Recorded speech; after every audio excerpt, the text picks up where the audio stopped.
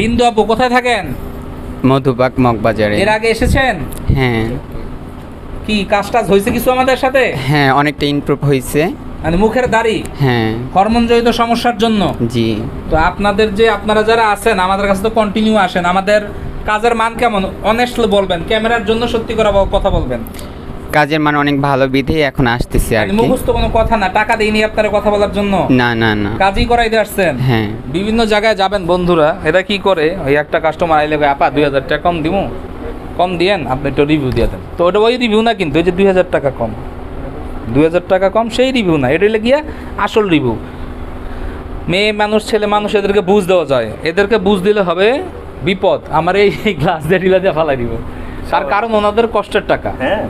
হ্যাঁ বুঝেন না, ওনাদের মসমসের টাকা না, অনেক কষ্ট করে সারাদিন 2 টাকা ইনকামের জন্য। ওনার টাকা যেহেতু আমি নিতে আসি, তার মানে মায়ের গুতা খাওয়ারও আমার ভয় আছে। হ্যাঁ, তো ওভাবেই এই কাজটা করতে হয় আসলে।